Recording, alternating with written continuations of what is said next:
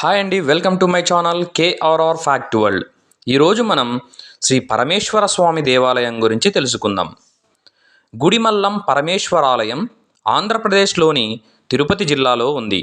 ఈ దేవాలయం భారతదేశంలోనే మొదటి శివాలయంగా ప్రసిద్ధి చెందింది. ఈ ఆలయం ఆంధ్ర శాతవాహనుల కాలంలో నిర్మించబడింది. ఈ ఆలయంలోని శివలింగం క్రీస్తుపూర్వం 2వ శతాబ్దం నాటిదని భారత పురాతత్వ సర్వేక్షణ నిర్ణయించింది. ఈ ఆలయం 1973లో జాతీయ సంపదగా గుర్తించబడింది. ఈ ఆలయంలోని శివలింగాన్ని పరశురాముడు పూజలు చేసేవాడని ప్రశస్తి. ఈ ఆలయంలోని శివలింగం చుట్టూ బ్రిక్స్ అప్రైజల్ టెంపుల్ ఉండేది. ఈ ఆలయం చోళ, విజయనగరం రాజుల కాలాల తరువాత పునరావాసం చేయబడింది. ఈ ఆలయంలోని ప్రాంగణంలో ఆనందవల్లీదేవి, శ్రీ వల్లీ దేవసేన సుబ్రహ్మణ్యేశ్వర స్వామి, సూర్య భగవాన్, వినాయకుడి ఆలయం మొదలైనవి ఉన్నాయి. ఈ ఆలయం ఆంధ్రప్రదేశ్ రాష్ట్రంలోని తిరుపతి జిల్లా ఏర్పేడు మండలం గుడిమల్లం గ్రామంలో ఉంది. ఈ గ్రామం తిరుపతి నగరానికి ఆగ్నేయంగా 13 కిలోమీటర్ల దూరంలో ఉంది. ఈ ఆలయం సువర్ణముఖి నది తీరంలో గుడిమల్లం గ్రామంలో ఉంది.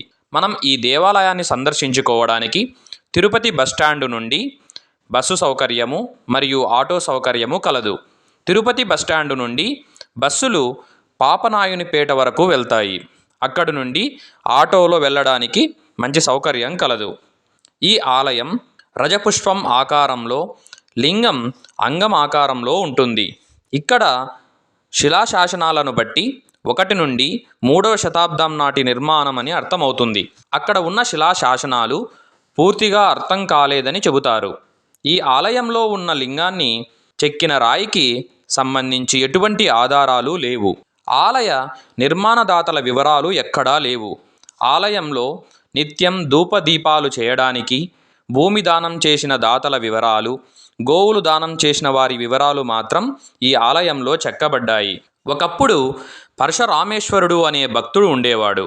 ఆయన తల్లిని చంపిన పాపం పోవడానికి దగ్గరలో ఉన్న సువర్ణముఖి నదీ తీరంలోని రకరకాల సుగంధభరిత పుష్పాలను తెచ్చి స్వామివారికి పూజ చేసేవారు. ఆ పుష్పాలు సుగంధ ద్రవ్యాలను వెదజల్లేవి.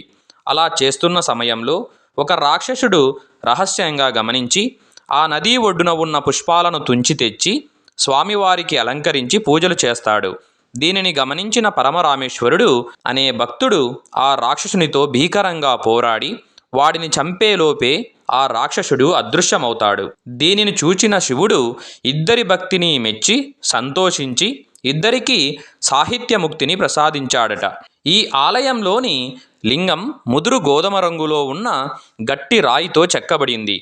ఈ లింగం ఆకారం 5 అడుగుల కంటే ఎక్కువ ఎత్తు, ప్రధాన కొమ్ముపై ఉన్న 1 అడుగు వ్యాసం కంటే కొంచెం ఎక్కువగా ఉంటుంది. లింగం పైభాగం 5 అడుగుల ఎత్తు ఉంటుంది. లింగం దిగువ భాగాన్ని నేలలో పూడ్చిపెట్టారు. లింగంపై నుండి 1 అడుగు చుట్టూ లోతైన వాలుగా ఉండే గాడి కత్తిరించబడి ఉంటుంది. అసాధారణంగా గర్భగుడిలో ఉన్న లింగం వెనుక వంగి పాక్షికంగా వృత్తాకారంలో ఉంటుంది. లింగం ముందు భాగంలో మరుగుజ్జ అపస్మార బొమ్మ భుజాలపై నిలబడి ఉన్నాడు. శివుడి బొమ్మ బలమైన వేటగాడిని పోలి ఉంటుంది. అతను తన కుడి చేతిలో 1 జింకను, ఎడమ చేతిలో 1 చిన్న నీటి కుండను పట్టుకొని ఉంటాడు. అతని ఎడమ భుజం మీద 1 గొడ్డలి ఉంటుంది. అతని భారీ చెవిపోగులు, నెక్లెస్ ధరించి ఉంటాడు. అతని చేతులు 5 కంకణాలతో అలంకరించబడి ప్రతి మణికట్టు మీద వివిధ డిజైన్లతో, ప్రతివైపు ఎత్తైన చేతి ఉంగరంతో అలంకరించబడి ఉంటాయి. అతను చాలా సన్నని పదార్థంతో కూడిన ధోతి ధరించి ఉంటాడు. అతని నడుము వద్ద విశాల మేకల ధరించి ఉంటాడు. ఇది లింగం మొత్తం కొమ్ముల చుట్టూ విస్తరించి ఉంటుంది. తలపాగా, తలపై అతని జుట్టు పొడవుగా ఉంటుంది. మనం ఈ ఆలయ దర్శనం వల్ల మనం తెలిసి తెలియక స్త్రీల విషయంలో చేసిన పాపాలు అంతరించిపోతాయని ప్రతీతి. సువర్ణముఖి నది నీరు స్వామివారిని అభిషేకిస్తాయని ప్రత్యక్షంగా చూసిన వారు చెబుతున్నారు. ఈ లింగం నవపాసాలతో నిర్మించబడింది అని అంటారు. 60 సంవత్సరాలకు ఒకసారి కాశీ నుండి గంగాదేవి భూగర్భ మార్గంలో వచ్చి శివుణ్ణి అభిషేకించడం ఇక్కడ ప్రత్యేకత. దీనిని గ్రామస్తులు చూడడం జరిగింది. ఈ అభిషేకం 2005 డిసెంబర్ 4న జరిగింది. మళ్ళీ ఈ అభిషేకం 2065లో జరుగుతుందని చెబుతున్నారు దేవాదాయ శాఖ వారు. ఎన్నో విశేషాలతో కూడిన పరమేశ్వర ఆలయాన్ని భక్తులందరూ సందర్శించుకోవాలని కోరుకుంటూ, మీకు ఈ వీడియో నచ్చినట్లయితే మా ఛానల్ను సబ్స్క్రైబ్ చేసుకొని లైక్ చేసి షేర్ చేస్తారని ఆశిస్తూ ధన్యవాదములు.